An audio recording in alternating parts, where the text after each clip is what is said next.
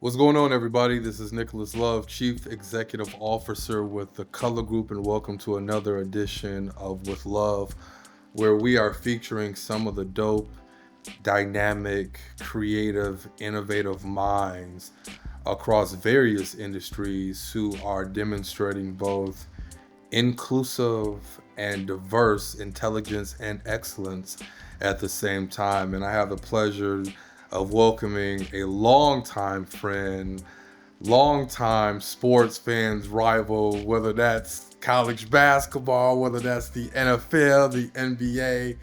And we'll get into that a little bit later. But he is the co-founder and chief executive officer of Funky Town Brewery.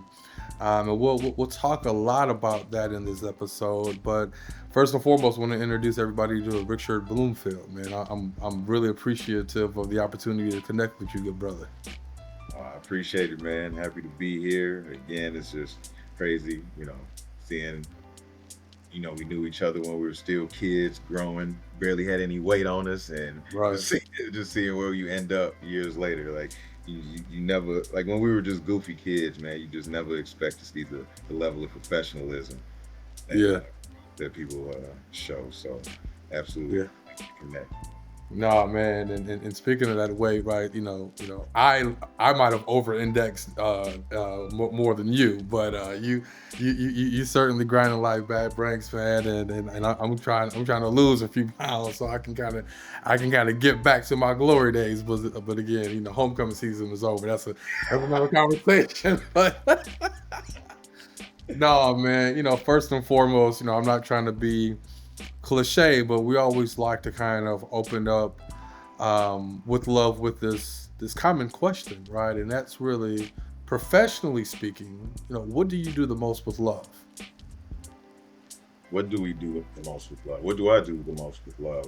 I think I'm a firm believer in just like what you put out is what you give back. So I try to connect with people authentically, man. Like before I started this business, I'm just a regular dude. I'm chilling with my friends, with my wife, watching Netflix, travel a little bit. But stepping into this entrepreneurship, you gotta step out your comfort zone, man. You gotta really meet people and connect and make new friends. Everybody won't just be associate. So I like to be my authentic, transparent self. I want people to know really who I am outside of the business, the person that I am, what I believe in, that I care.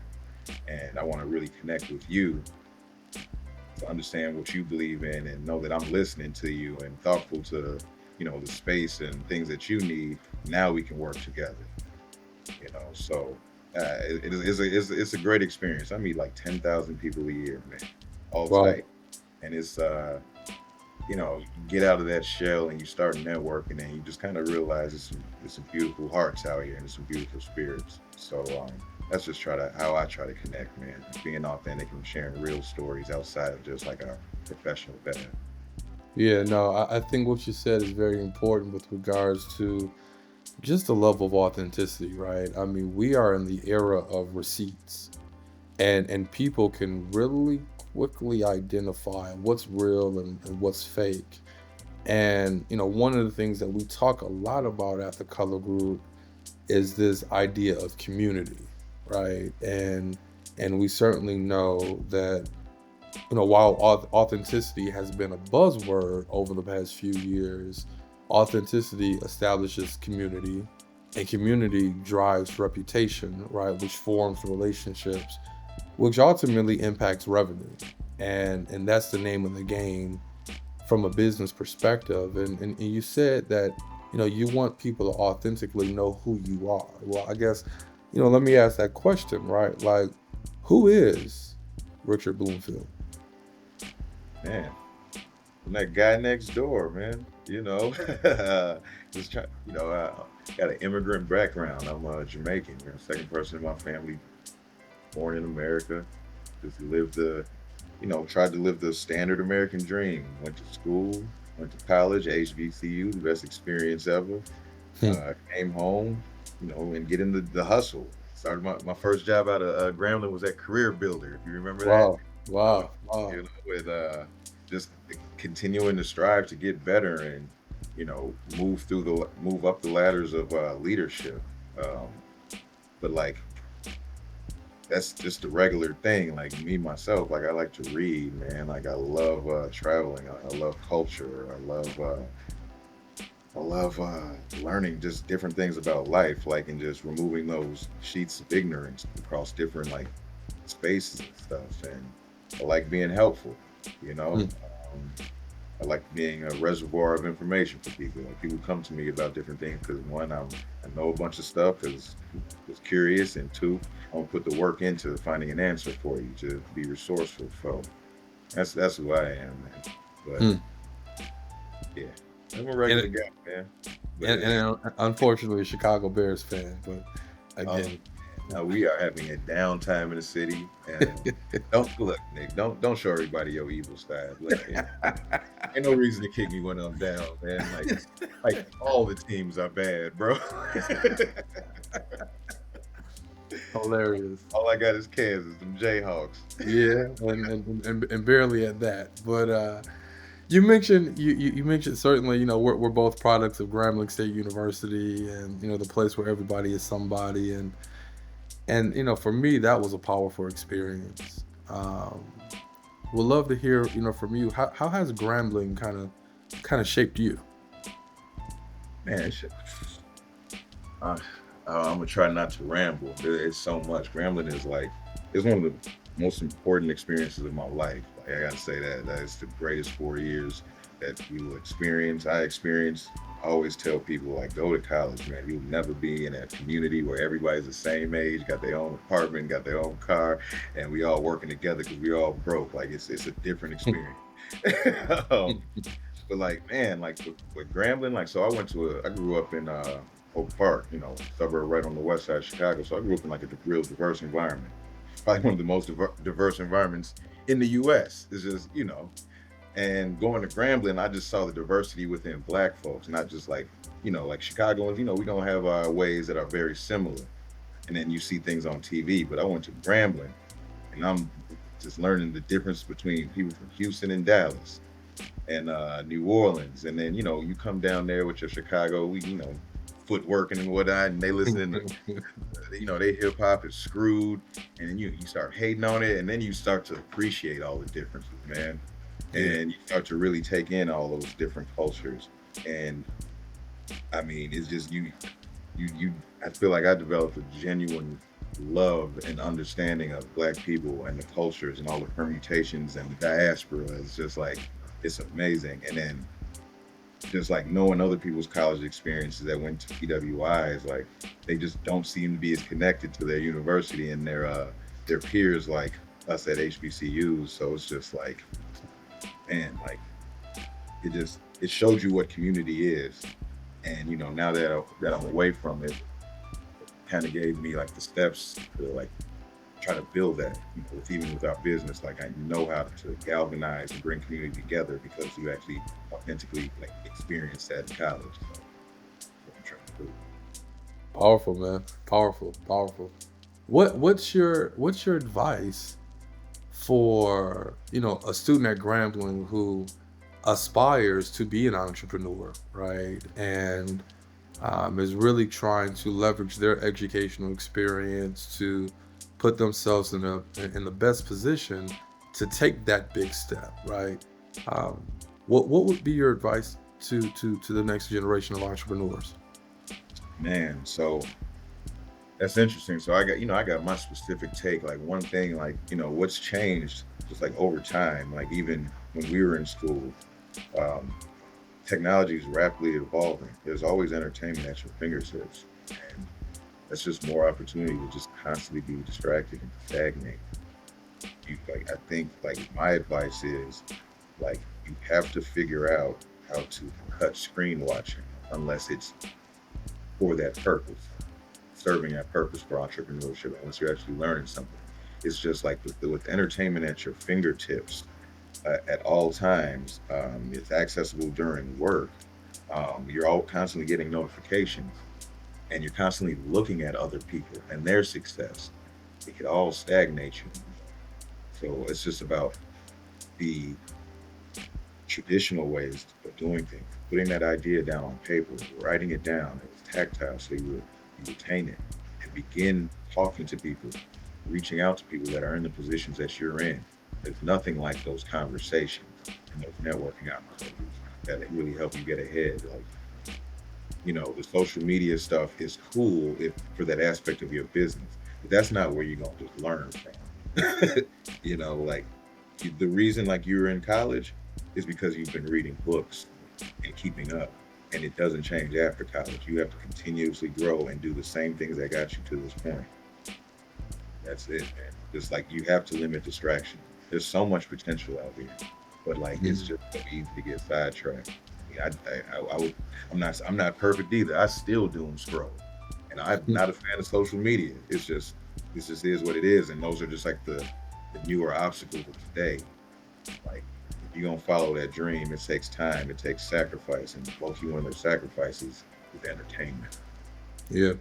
Yeah. I guess a lot of what I hear in your answer is this idea of recognizing and acknowledging the distractions that are in front of you, but normalizing the idea of being able to get in the dirt, right? And kind of going back to some of those old school principles, right? Regarding building authentic relationships, right? Building those, connections. If social or if digital content is a part of your business, right? Recognizing it for what it is, but also leveraging it as a means for intelligence acquisition, Yeah, right? But leveraging both linear and non-linear approaches, right, to ultimately put yourself in the best possible position to kind of go win. So um, definitely, at least that's kind of what I'm picking up from what you're putting down. yeah. No, that's real, and I guess hearing you say it back to me, and I think all of that comes with like if you're gonna step on this journey for entrepreneurship, the first thing you need to do is really understand yourself, know who you are, like what's the purpose, like, and I said the purpose can't just be money Mm, because you might show some success, but if your purpose is money, you're going to erode other qualities in life, like with your relationships. If it's only about money, like it's got to be something that you feel is needed to help people, or it's just it fills a gap in the world, and you drive towards that, and that passion is what's going to bring the money.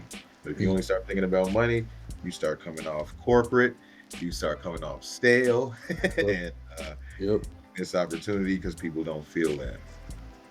So yep, yeah, yep. A mentor of mine who's ironically from Chicago as well. She once told me, she said, Nick, chase the information. The money will always come. Money will follow, but chase the information, chase the knowledge, right? So that's real. Let's kind of get into Funky Town, man. Let's talk about your emergence. Obviously, you've been winning as many awards as Travis Hunter these days. Certainly, a major fan. I recently had an opportunity to sample it for the first time, and as I was sharing with you, historically, I'm not a beer drinker. I'm typically a Hennessy ambassador, right? But like, and still am, right? Shout out to Hennessy. But you got a really good product, man. A really good product. Something that um, I might have sampled a few relatively quickly. I will not divulge what that number was in that time frame, as I try to continue to manage my professional reputation. But shout out to you, man. Got a really good product. Talk to us about Funky Town. How did you, first and foremost, how did you even arrive at the name Funky Town? yeah, man. So it's funny. So Funky Town, man.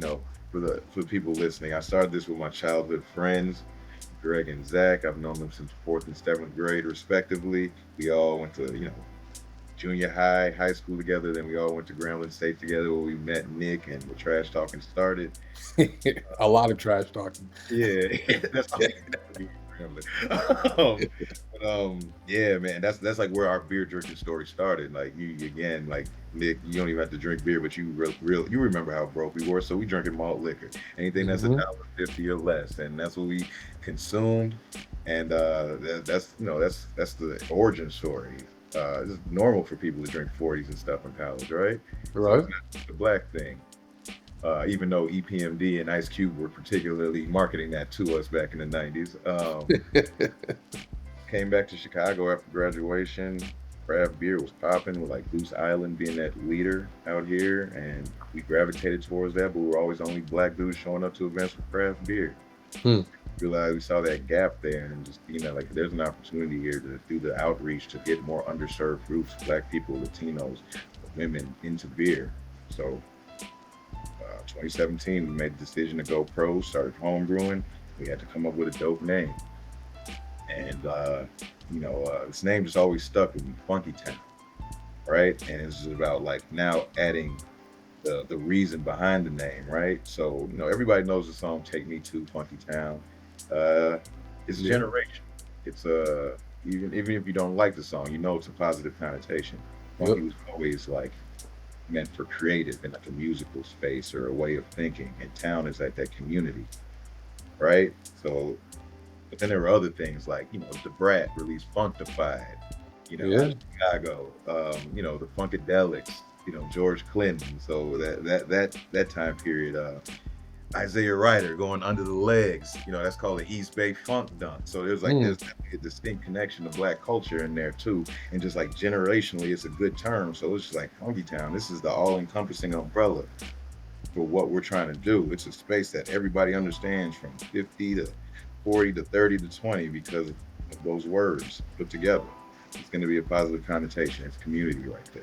So, yeah, That's dope. That's dope. Now, another thing that's unique and really really creative as well is your approach to your rap, right? And the branding associated with it, and certainly as CEO of a challenger brand agency that focuses on reputation management and omni-channel marketing. I mean, the first time I saw it, I'm like, yo, this is smooth.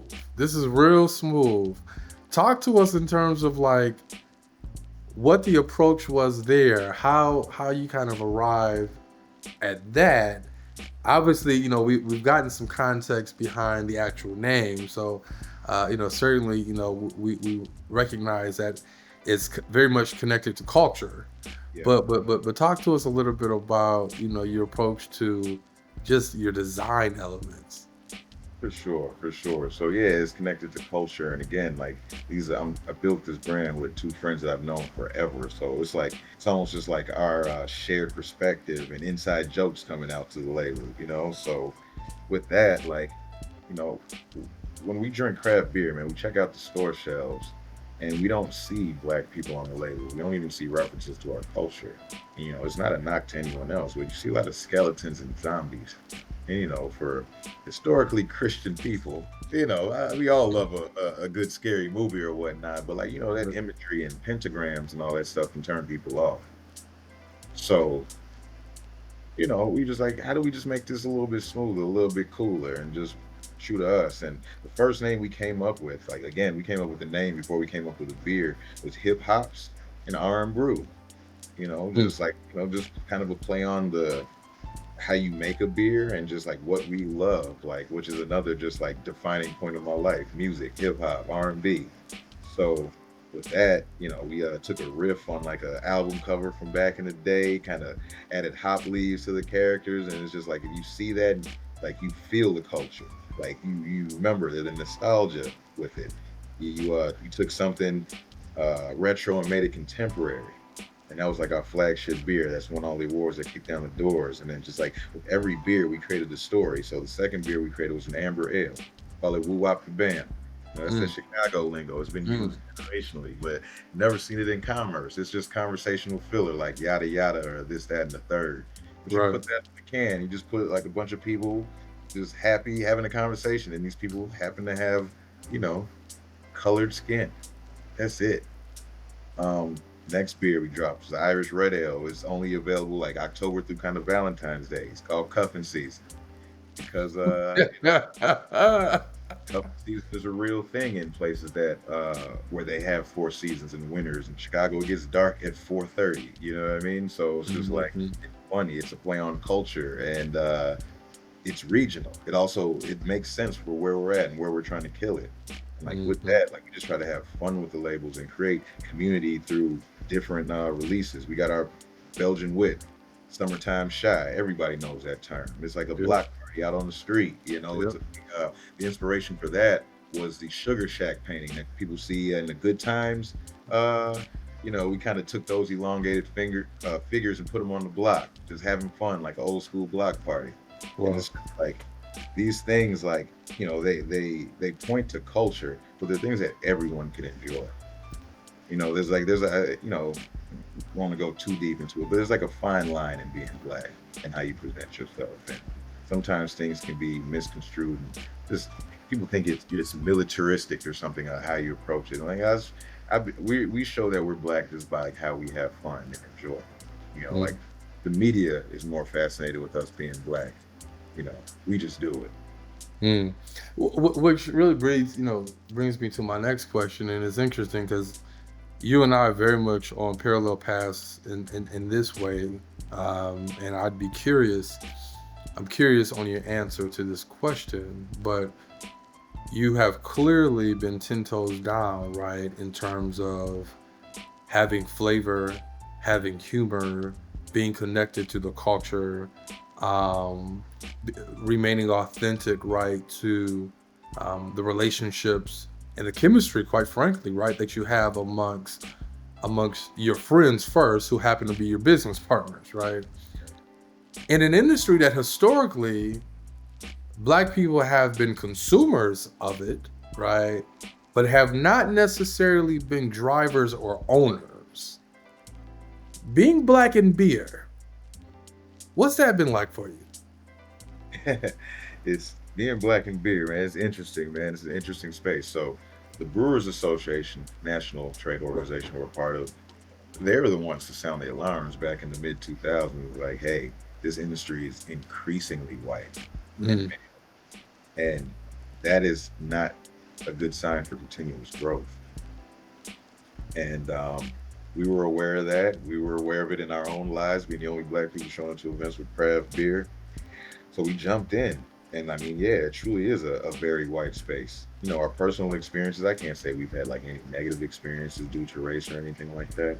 mhm, Uh, but yeah, like you're not gonna get much like informational support from your community when it comes to running a craft beer brand. So you have to expand your network. You have to get out your box. Um, for us, like that was developing new skills, um, and different ways to connect. You'll find some people along the way, but yeah, you're the only one. But that is our advantage. Being in an industry where no one looks like you is an absolute advantage because we're offering perspectives that people haven't seen, experienced.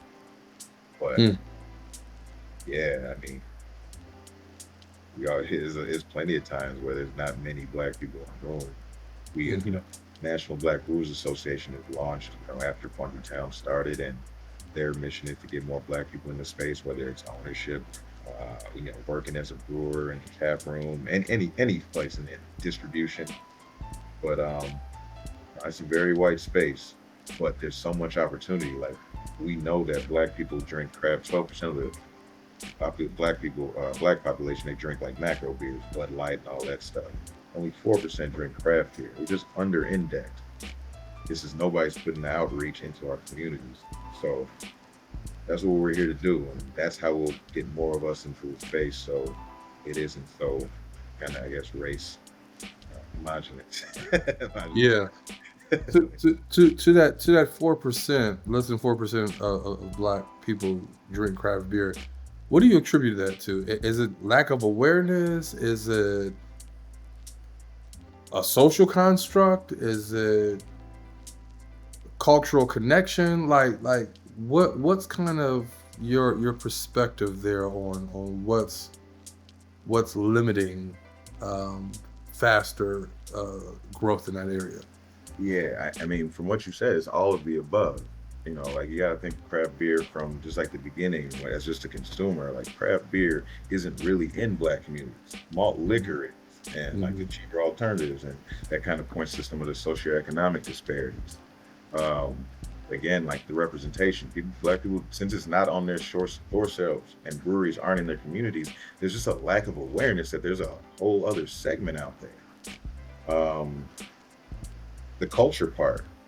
Um, White people, 66% of the white population drink regular beer. And only 12% of the black population drink regular beer, like your nationals. There is just a component of like just we're not a part of that industry. We've never seen ourselves. It's not in our community, and we've just implicitly been left out, and we've just participated with that. Um,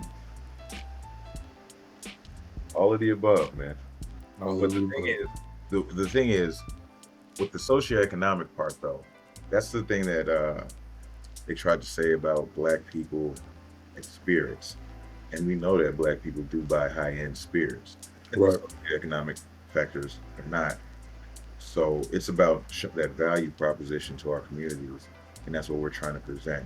Because if they not understand the quality, if they understand the circular economics that are involved with this purchase, then just like spirits, just like Hennessy, they'll spend extra money for a Funky Town beer over that Ice House.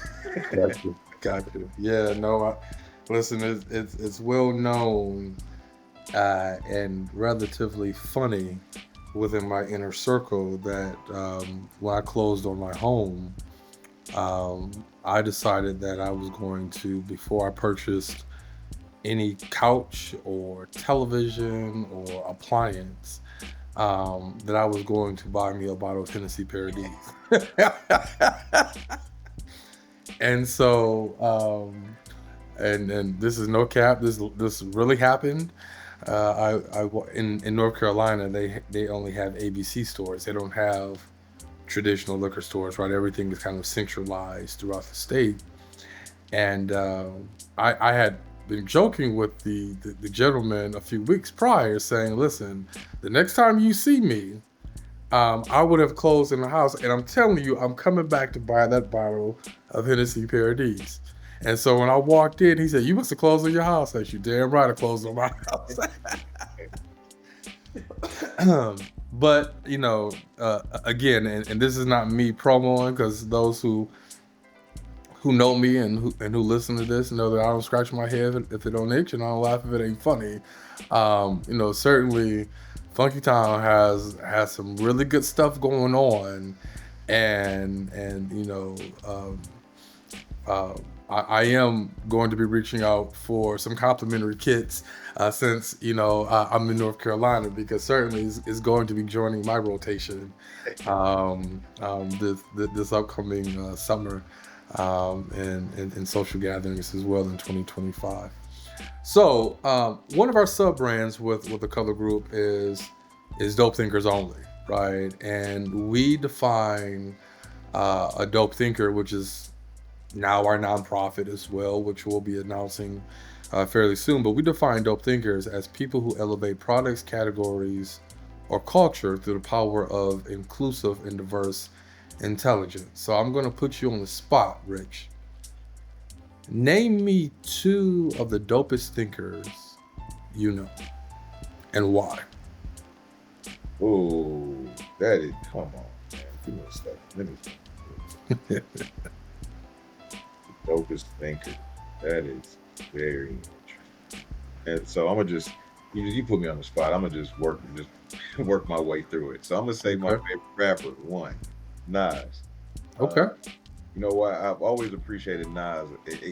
When I learned more about his story, to see somebody that didn't even have their GED that was rapping about like and dropping metaphors and personification about his experience in New York, and it relates to everyone outside of the world. There's something like just intuitive about like inherent knowledge that some people have to express things where their education clearly falls short of that. Like I Mhm. remember especially like back in the day. Like I would hear Nas in an interview versus Nas on the track, and it's like Nas in the interview does not express himself as well as he does when he's rapping, and there's Yeah. just something about that creativity and putting it all together, which is just like amazing to me. So now he's much more educated now, venture capital and all that stuff. But just to take Right. things in their rawest form Yeah. and produce something like that, you just yeah, that's amazing. And then I guess this who's another amazing thinker, man.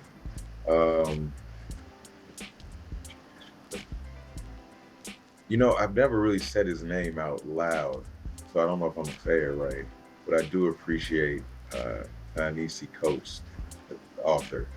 Hmm. Uh, Again, like probably back in like 2010 is when I decided to start like reading stuff again, just as a daily part of my life. And realize how it affected me and my growth. And coming across a couple of his books, like we were 8 years in power, and just getting that different perspective, that narrative, and the way he writes, it's so impactful. It's not it's not superfluous though. Like the words, like the sentences are just huge and descriptive, and they hit right on the mark. And that's like the social context that I like to hear about the Black community. Like the news is the news, but you want to hear the narratives that shape how you approach things and solve problems in the future. And through that storytelling, like I get a lot from that. And it's just like, again, like I'm a business guy, but like I take stuff from like these guys, their creativity and how they express themselves. And like, how can I do the same thing through Funky Town? Like express our business in a way that shapes the future of our community. So those are dope thinkers, man. And they're completely different from me, but like there's the cross functionality there. Man, no, I appreciate the gems that you just dropped. And you dropped another one, and I don't even think you realize it, but it brings me to this question. In a world that's so black and white, I hear you. I hear how important color is, right, in terms of shaping narratives. So, and this is no pun on the name of the agency that I'm blessed to actually be leading, but I have to ask this question: how does color shape you and your approach as a CEO? Yeah, I mean, color are all the fine details, man. Make a better decision. Like color is, understanding how the people that are working for Funky Town feel in that moment, what their pain points are. It's also looking at the data and referencing that. It's meeting store owners, um, and it's about taking in all the feedback from people that are fans of your brand. What do they say? Or if you get negative feedback, take that in. Um, that's the color, and you bring it all, you take it all in, and then that's what writes the narrative, the true experience, the story, and that story is authentic. The color is the details. We might have to borrow that, brother. The color is the details. That actually sounds really, really good. For the color group, brother. And actually, on that note, we might end this episode. But no, Rich, like, listen, all jokes aside, obviously, the Lions are up one right now, but thoroughly enjoyed this conversation, man. Funky Town has a lot of great things going. Really happy, really proud of you, man. Certainly, to your earlier appointment, it's crazy just to see how far we both have come. And I wish you nothing but the best, man. And if you are in the Chicago area, highly, highly, highly recommend you getting familiar with this particular brand, because they have some really good stuff that they offer, and a lot more, quite frankly, is on the way as well. So, man, just real talk, I really appreciate your time today, brother. Thank you, man. Appreciate it too, man. Again, that all that good stuff right back to you. actually thought, when we were at Grambling, I would be in your seat. I was a marketing major. Thought I'd be living that agency life, but I'm in the CPG industry, which also makes sense. But yeah, I'm happy to see you there living it out. Like I'm gonna live out my marketing dreams through you, bro. So, and we gonna connect and work together. So, There you yeah, go. Respect, brother. Respect. yeah. After the Lions win the Super Bowl. All right, brother. Well, you take care. I hope everyone has thoroughly enjoyed this edition of With Love. And as always, follow us on follow us across all social platforms at Color Group. Certainly, we have new merch available at dopethinkersonly.com. And until then, man, I'll see you next time. Peace. Take care.